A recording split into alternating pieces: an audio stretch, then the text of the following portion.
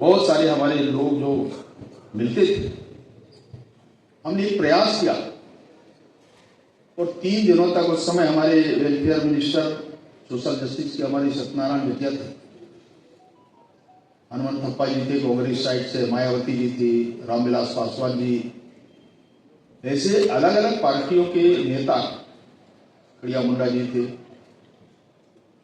हम लोगों ने प्रधानमंत्री अटल जी से मिले 40 मेंबर पार्लियामेंट, और हमने कहा अटल जी से कि ये जो हमारे सामने ये ऑर्डिनेंस जारी हुए हैं, इसका रास्ता आपको निकालना है। तो उन्होंने स्वीकार किया इस बात को कि आप लोग बैठ करके तय कीजिए क्या करना है। तो ये विषय आया कि ये पार्लियामेंट में अगर इसको बहाल करना है तो हमको पार्लियामेंट में कॉन्स्टिट्यूशन अमेंडमेंट करना पड़ेगा।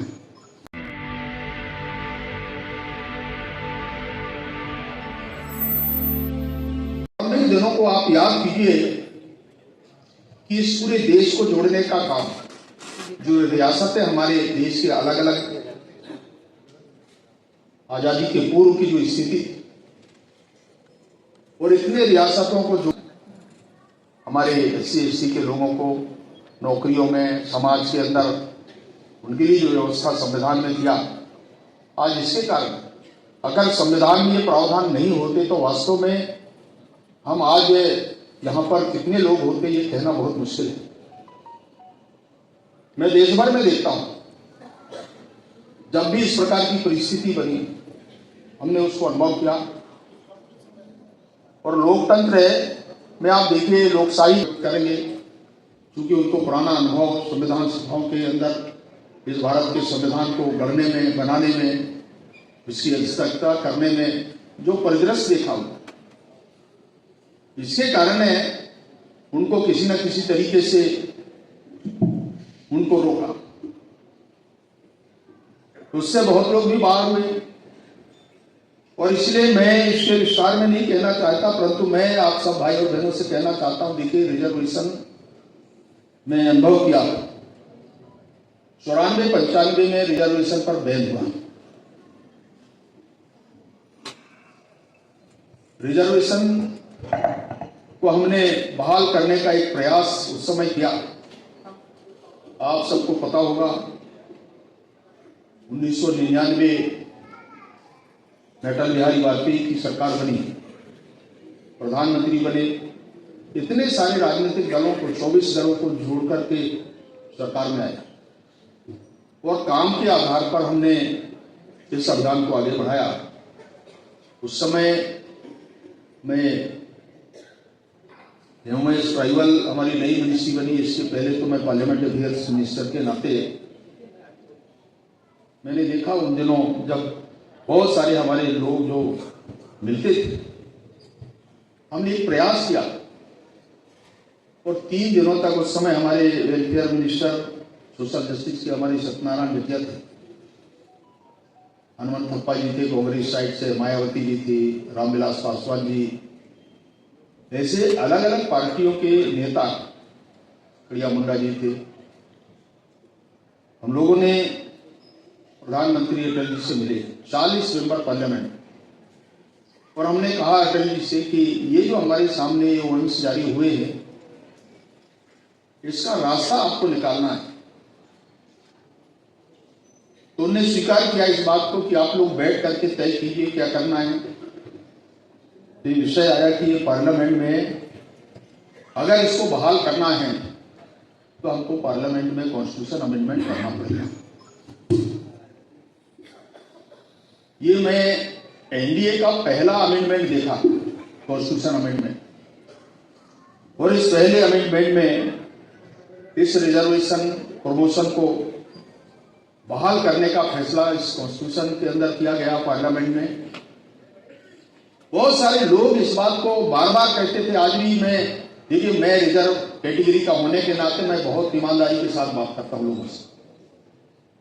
अपनी राजनीतिक व्यवस्थाएं होंगी, अलग अलग विचार हो सकते हैं, परंतु ये जो अमेंडमेंट हुआ उस समय लोगों ने बार बार इस विषय को कहा कि नहीं, ये कॉन्स्टिट्यूशन अमेंडमेंट, इसको ये तोड़ा जा रहा है, इस प्रकार की स्थिति है, और ये तमाम तरह के विषय आए। फिर भी कॉन्स्टिट्यूशन अमेंडमेंट हुआ, हम सबको रिजर्वेशन मिलना प्रारंभ हुआ। आज जितने भी संस्थानों के अंदर देखिए, डिपार्टमेंट के अंदर, किसी चाहे राज्य सरकार का हो, भारत सरकार का हो, उसके अंदर आप देखिए, उस समय मैं चेयरमैन के नाते 14 में, जब मैं उस समय ST/SC कमेटी के चेयरमैन था, मैंने एक रिकमेंडेशन पार्लियामेंट को भेजा। हमारे डॉक्टर साहब लोग जानते हैं, सीनियर लोग, पहली बार भारत के अंदर ST/SC का सेक्रेटरी पहली बार बनना प्रारंभ हुआ मेरे रिकमेंडेशन के बाद। इतने अखबारों ने मेरे खिलाफ में भी अखबारों ने छापा कि क्या हो गया देश में, इस प्रकार की कौन सी व्यवस्था लागू हो गई। आज खुशी होती है कि हमारे 10-15 सेक्रेटरी जो कभी नहीं बनते थे, पहली बार उस रिकमेंडेशन के बाद अब बनना शुरू हुआ है। नहीं तो हमारा स्पेशल सेक्रेटरी से नीचे एडिशनल सेक्रेटरी, स्पेशल सेक्रेटरी, इसके ऊपर नहीं गया। ये इतिहास आप देखिए। ये इस कमेटी के मेंबर, चेयरमैन के नाते मैंने जो कर सकता था समाज के लिए, आज मेरे साथ बहुत सीनियर ऑफिसर लोग सब मिलते हैं, बातचीत करते हैं।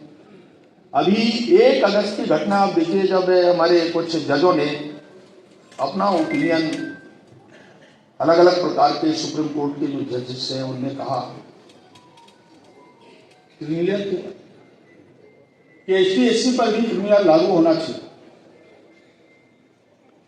मैंने 1 तारीख से 1 अगस्त पिछले 1 अगस्त से हमने इस अभियान में, मैंने सारे हमारे लॉ मिनिस्टर किरण रिजिजू जी, हमारे मेघवाल जी, धीरेन्द्र जी, खेल-राम जी, बाकी जो हमारे ट्राइबल के जो मिनिस्टर्स थे उनसे सबसे बातचीत करने के बाद मैंने कुछ अदर पार्टीज के लोगों से बातचीत किया। प्रधानमंत्री के यहां से फोन आया मेरे पास 8 तारीख को रात में कि कल मैं आप लोगों से मिलना चाहता हूं। हमने लगभग 65-70 मेंबर पार्लियामेंट, दोनों कम्युनिटी के, हमारे ST/SC के जो लोग हैं, एक साथ हमने मिला। उस समय हमने ज्ञापन प्रधानमंत्री को दिया, नरेंद्र मोदी जी को, और उन्होंने उसी समय अनाउंस किया कि SC/ST पर क्रिमिनल लागू नहीं होगा, और शाम के कैबिनेट में फैसला हुआ। ये जो मैंने अनुभव किया, मैंने जो थोड़ा प्रयास किया, इस नाते जितने भी है, मैं दिल्ली के बारे में भी कह सकता हूँ, एम्स के बहुत लोग जानते होंगे, मैंने एम्स के जितने भी इस प्रकार के विषय आते हैं उनमें भी बातचीत करते हैं देश भर में, सारे CPSC के अंदर। परंतु आज भी हमारे जो लोग हैं, अभी उसका अक्षर से जो संगठित होने की जो बात है, और हमारे ऑर्गेनाइजेशन को ठीक करना, बहुत सारे एसोसिएशन होते हैं, मैं देखता हूं अन्य अन्य संस्थानों के अंदर, ये जो अलग अलग ग्रुप है, कोई रिटायर हो गया, इसके बाद भी एसोसिएशन को छोड़ना नहीं चाहता। भाई जो काम कर रहे हैं, वर्किंग में हैं, आप उन लोगों को अवसर दीजिए। मैंने कहा है, देखिए मैं अपने समाज के लोगों को कहता हूं, भैया एक करो, तभी मेरे साथ बात करना। अगर 2 ग्रुप है, 3 ग्रुप है, तो मेरे पास इतना टाइम नहीं है कि मैं एक ग्रुप के लिए जो समय आधा घंटे का, 1 घंटे का अगर मैं दूंगा, तो मैं दूसरे ग्रुप को भी 1-1 घंटे का, तो मेरे पास 3 घंटे बर्बाद होते हैं। समय हमारे पास उतने ही 12 घंटे काम करने का। अगर सुबह शाम का समय ले तो 24 घंटे होता है, तो बाकी समय अगर छोड़ दे तो पूरे टाइम में हम इसमें देखता हूं इतने शिकायतें, इतने संगठनों के अंदर इस प्रकार के विषय आते हैं। और इसलिए मैं आप लोगों को कह रहा हूं कि आप एक अगर यूनाइट रहेंगे तो आपके बारे में कोई भी मैनेजमेंट हो, मैनेजमेंट ये चाहता है कि इनमें आपस में ग्रुपिज्म हो। एक ग्रुप को मैनेजमेंट चाहता है कि आप आइए बैठक में, दूसरे ग्रुप को बाईपास करता है। ये मैंने अनुभव किया है, इसलिए मैं आप लोगों से कहता हूं कि आप संगठित रहेंगे, एक साथ, कोई भी हो जिसको एक बार अवसर मिल गया, आप अपने भाई हैं, उनको आप मदद कीजिए। आप उसमें कितने लंबे समय तक इस एसोसिएशन के अंदर काम करते हैं। बहुत लोगों को मैंने देखा है कि जैसे एक बार पट्टा लिखा लिया, हम रिटायर भी हो गए, तब भी हम आज भी वही काम करते हैं। बहुत लोगों ने इस प्रकार की शिकायतें लोग करते हैं, गलत तरीके का इस प्रकार का प्रयोजन करते हैं। ये ठीक हमारे संगठन के लिए नहीं है। और जितना अच्छा काम कर सकते हैं। देखिए, मैंने कहा कि बाबा साहब ने जो अनुभव किया समाज के अंदर, इस समाज में पैदा होने के नाते आज सबको वो दिशा दे रहे हैं। हमको उसके आदर्श को बना करके आगे बढ़ना चाहिए, तो आपको कोई दुनिया की ताकत नहीं रोक सकती। मैंने सब संस्थाओं का, मैंने अभी एक संस्था के अंदर गया, मैंने वहां भी कहा बहुत लोग ऐसे क्षेत्रों में काम करते हैं। हमारे लोगों की स्थिति के बारे में आकलन कीजिए कि वास्तव में जितना है रिजर्वेशन के बारे में, प्रमोशन के बारे में, बैकलॉग के बारे में, हमारे लाइजन ऑफिसर साहब है, वो जानते होंगे, राज्यपाल जी, क्या स्थिति है, कितने लोग बुलाते हैं, कब मैनेजमेंट कितने बार कहता है। अगर किसी प्रमोशन का कोई सवाल है, किसी का ट्रांसफर पोस्टिंग का सवाल है, उसके रेसिडेंस का सवाल है, बच्चों के लिए उनके एजुकेशन से संबंधित कोई विषय है, तो हम अपनी बात या समाज के बारे में, उनके वेलफेयर के बारे में अगर कोई बात रखना चाहते हैं तो उसमें भी संभव नहीं। ऐसे बहुत सारे उदाहरण देख सकता हूं। और मैं कह रहा हूं कि आप मुझे, पहली बार मैंने 1999 में जब मैं एमएलए हुआ तो मेरे पास स्वास्थ्य विभाग में उस समय मंत्री बना असेंबली में मध्य प्रदेश। मैंने उस समय बाबा साहब का जो जन्म स्थान है मऊ, हमारा एक बहुत कम पढ़ा लिखा आदमी मिनिस्टर था, 6वीं पढ़ा, 6th क्लास। मैंने उसको चाचा जी बोला, मैंने कहा आप एक काम कीजिए बाबा साहब के बारे में, सारा सब अम्बेडकर होम मध्य प्रदेश में बना दीजिए। पहला काम आप डॉक्टर अम्बेडकर जी का जो जन्म स्थान है वहां से शुरू कीजिए। आज वहां पर जो स्मारक बना है, यह हमारे मुंशीलाल जी की देन है। वहां से इसकी शुरुआत हुई। मैंने वो देखा। दिल्ली के अंदर रोड अगर आप देखेंगे तो अटल जी से हमने फाउंडेशन कराया, इसके पहले कभी नहीं हुआ। आज इतना बड़ा अंतर्राष्ट्रीय स्तर का ये जो मुरियल आप देख रहे हैं, मैं कहना चाहता हूं प्रधानमंत्री नरेंद्र मोदी जी को इच्छा शक्ति देखिए, आप नागपुर देखिए। मैं कमेटी के चेयरमैन के नाते ये 14-15 के अंदर ये जो मूर्ति आप देखिए, डॉक्टर बी आर अम्बेडकर का जो प्रतिमा है, एयरपोर्ट अथॉरिटी जो हमारा टर्मिनल है वहां पर आज तक, जहां पर उसकी कर्मभूमि आप कहेंगे तो भी कम नहीं है। हमने वहां पर मूर्ति स्थापित, मैंने उस समय कमेटी के चेयरमैन के नाते कराया, एयरपोर्ट अथॉरिटी से बोल करके मैंने कहा ऐसा नहीं होगा, अगर हमने विचार किया है, निर्णय किया है तो यहां पर मूर्ति लगना चाहिए। वहां पर मैंने देखा। आज ये जो हम पंचतीर्थ की बात करते हैं, आप बंबई आप देखिए जहां पर शिक्षा प्राप्त किया डॉक्टर साहब, ये पंचतीर्थ, ये वास्तव में मेरे देखते देखते मैंने इन सब स्थानों को देखा है, क्योंकि मेरे प्रदेश में उनका जन्म हुआ और मैं उन सौभाग्यशालियों में से एक हूं। तो इसलिए मित्रों, मैं ज्यादा और कुछ विषय नहीं कहूंगा, परंतु जो हमने वास्तव में किया है, तो इसके लिए हम सबको एक होकर के, जो बाबा साहब के जो निर्देश है, जैसा हमको उन्हें कहा प्रारंभ में, हम इसको ठीक करके आगे बढ़ेंगे तो मैं ये कह सकता हूं कि हमारा पूरे देश के अंदर ये जो हमारी जन्म जयंती हम मनाते हैं बाबा साहब की, वास्तव में सही श्रद्धांजलि तभी होगी जब उनको हम याद करेंगे, उनके कहे हुए निर्देश का पालन करेंगे, जो उन्होंने कहा, चाहे संविधान के अंदर जो उन्हें निर्देश दिया देश को, समाज को, उसका पालन करें। हम कैसे करेंगे इस बात की चिंता हम सब भाइयों को, बहनों को करना चाहिए, एसोसिएशन के मित्रों को।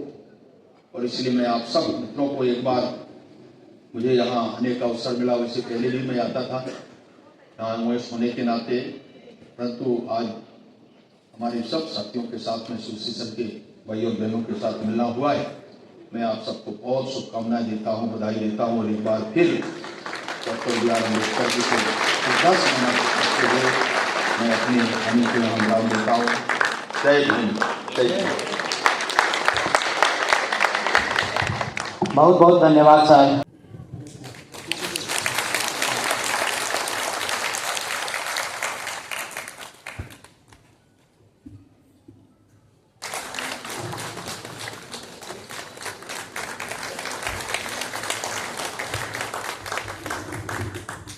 अगर आपको लगता है कि हमारा काम बहुजन समाज के लिए महत्वपूर्ण है, तो आप हमें आर्थिक सहयोग के लिए सीन दिखाए गए QR कोड स्कैन और फोन पे और गूगल पे और UPI और बैंक अकाउंट में कर सकते हैं।